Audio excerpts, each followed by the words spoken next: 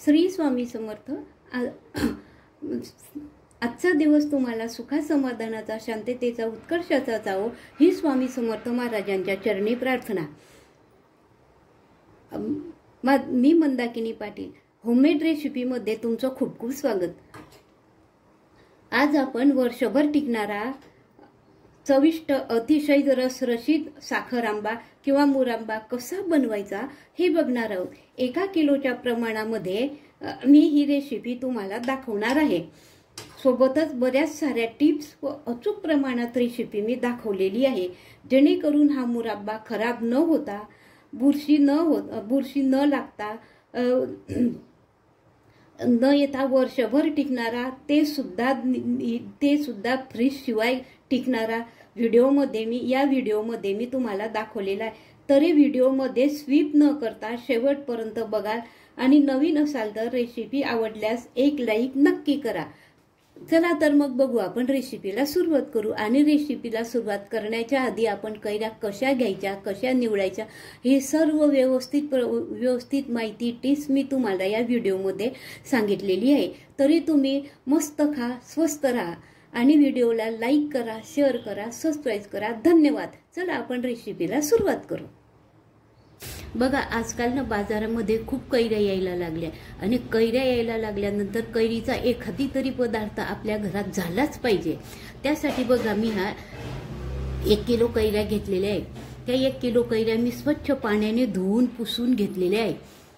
मुरब्बा तयार करणार आहे। मुरब्बा तयार करण्यासाठी केव्हाही बाजारातून अशा कडक कैऱ्या घ्यायच्या, म्हणजे त्या शिरल्यानंतर मधून पांढऱ्या दिसल्या पाहिजे अशा कैऱ्या घ्यायच्या।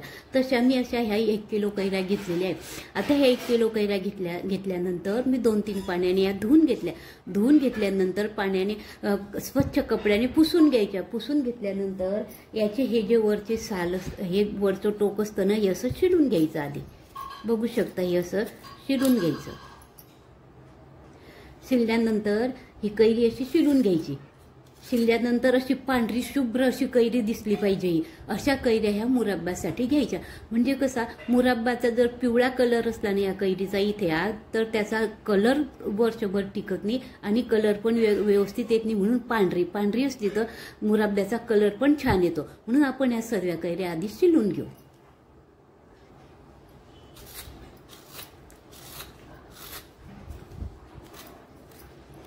अशा सगळ्या कैऱ्या शिलून घ्यायच्या। बघू शकता कशी पांढरी आणि कडक कैरी आहे। तर हे अशी शिरल्यानंतर शिलायला पण सुद्धा अशी ताजी कैरी असली की अशी पटापट शिरली जाते आणि हा गर पांढरा असतो।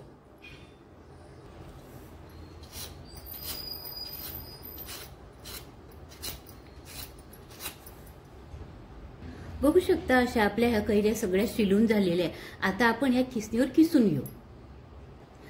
खिसणी आहे ना, खिसणीचे बरं 3-4 प्रकार असतात, जाड, बारीक, मिडियम। तर तुम्हाला जसा पाहिजे त्या आकाराची खिसणी घ्यायची आणि खिसून घ्यायचं।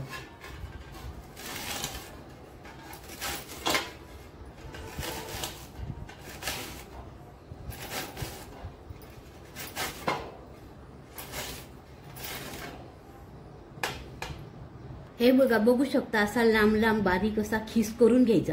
जास्त जाडही खिस केला ना तर मग त्याचे तार राहतात, मग ते चावायला जरा कडक होऊन जातात। आपण साखरेचा पाक करतो त्यामध्ये, म्हणून शक्यतो तो बारीकच घ्यायचा आणि असे लांब त्याचे हे शिलला गेला पाहिजे, लांब असे हे सगळे आपल्या कैऱ्या आपण शिलून घेऊ।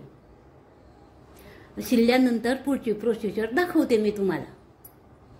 तर बघू शकता तुम्ही, आपली ही कैरी अशी छान खिसून झालेली आहे। बघा, अशी सर्व खिसून झालेली आहे आणि ती या भांड्यामध्ये मी काढून घेतलेली आहे। आणि त्यासाठी बघा, मी 4-5 लवंग्या घेतल्या आहे, दालचिनीचे तुकडे घेतले आणि 4-5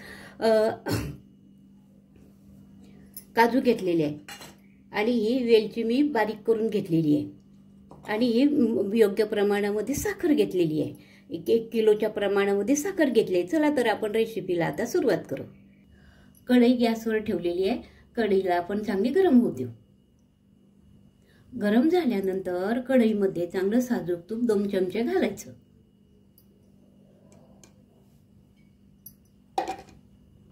आपण बघू शकता तुम्ही 2 चमचे तूप घातलेलं आहे। आता हे तेल आपण चांगलं तापू देऊ। आपण आता हे तूप चांगलं तापू देऊ. साजूक तूप घातलेलं आहे, सॉरी माझ्या तोंडामध्ये तेल आलं. तर तूप घालायचं हे, आणि हे तूप चांगलं व्यवस्थित आपण तापू देऊ मंद हिच्यावर. बघू शकता आपला खीस असा मस्तपैकी छान खिसून झालेला आहे. लांब लांब त्याचे तार जे आहे ना हे छान असे लांब लांब झालेले आहे, मस्तपैकी झालेला आहे हा. आणि मुरब्बा करताना केव्हाही कैरी केव्हाही निवडताना अगदी ताजी कडक निवडायची.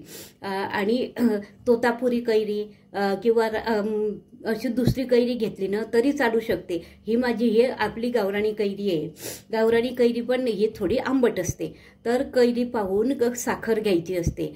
आंबट जर कैरी असली तर त्याला साखर जास्त लागते, आणि हे दुसऱ्या कैऱ्या जर असल्यानं तर त्याला साखर कमी लागते. आणि त्याला अशी गुबगुबीत रसदार चांगलं दळ असलेली कैरी निवडायची. आणि कैरी निवडताना निवडून आणल्यानंतर ती शिलून पाहिजे, पांढरी स्वच्छ निघाली पाहिजे कैरी, की त्याचा मुरब्बा छान वर्षभर टिकू शकतो. तशी कैरी निवडायची केव्हाही मुरब्बा करताना. आपलं तूप आता छान मस्त तापलेलं आहे. त्यामध्ये आपण आता ह्या 4 लवंगा घालायच्या, त्यानंतर हे दालचिनीचे तुकडे घालायचे, त्यानंतर हे 4 काजूचे तुकडे घालायचे.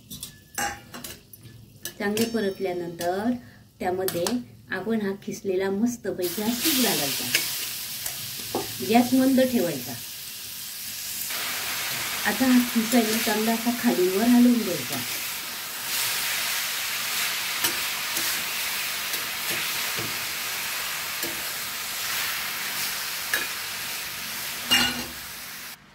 खीस घातल्यानंतर कढईमध्ये खीस घातल्यानंतर हा खादूनवर असा छान हलवून घ्यायचा.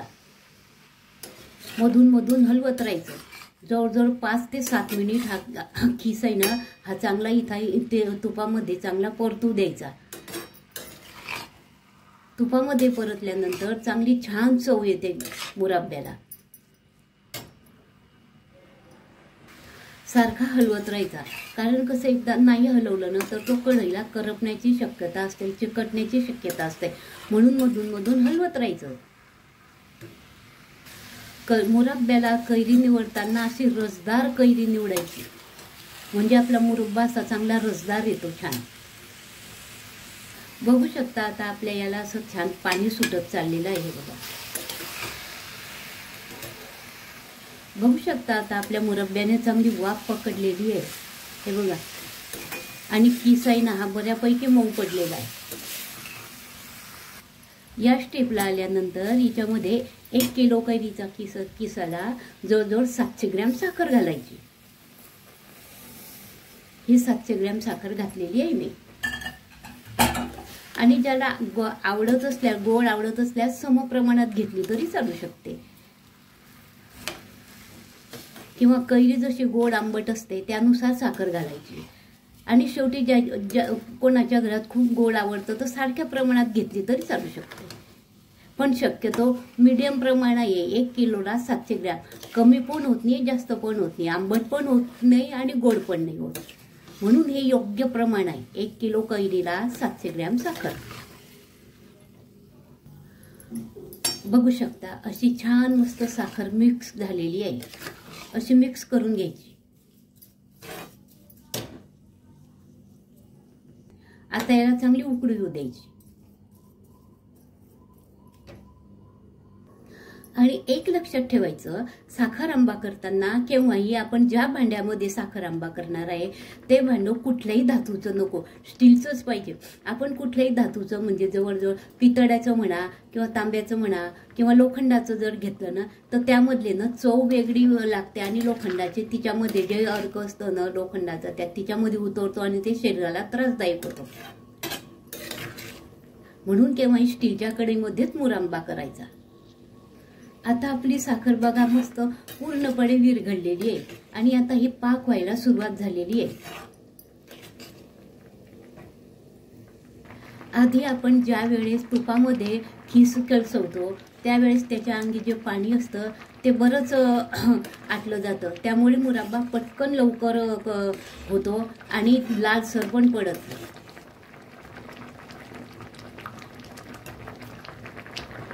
आता बघू शकता आपला हा खीस आता चांगला पूर्णपणे उकडतोय.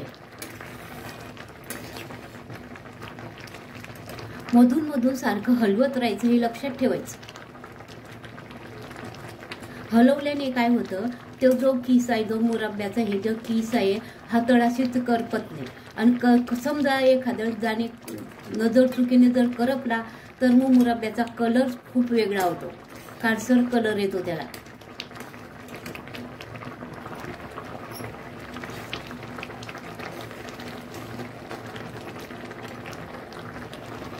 याला कोणी साखर आंबा पण म्हणतात, कोणी मुरब्बा पण म्हणतात आंब्याचा. अशी वेगवेगळ्या ठिकाणी वेगवेगळी नावे वापरली जातात. बघू शकता आता पूर्णपणे आपला हा मुरब्बा तयार झालेला आहे आणि त्याचा पाक पण झालेला आहे. आणि बघा असा कढईचा सुटायला लागतो तो, हे बघा बघू शकता तुम्ही, असा कढईचा सुटतो. मुरब्बा तयार झाला, कढईचा सुटायला लागला म्हणजे मुरब्बा तयार झाला असं समजायचं. हे बघा मुरब्बा तयार झाल्याच्या 3 स्टेप आहे. पहिली स्टेप म्हणजे हे बघा असा खालून वर छान हलवून घ्यायचा मुरब्बा आणि इथे अशी रेष ओढून बघायची. बघा ही अशी रेष छान ओढते. रेष ओढल्यानंतर हाताने असं चिपचिपा लागला पाहिजे, असा तार तुटला पाहिजे. बघू शकता तुम्ही असा तार तुटतो आहे आपला, हे बघा.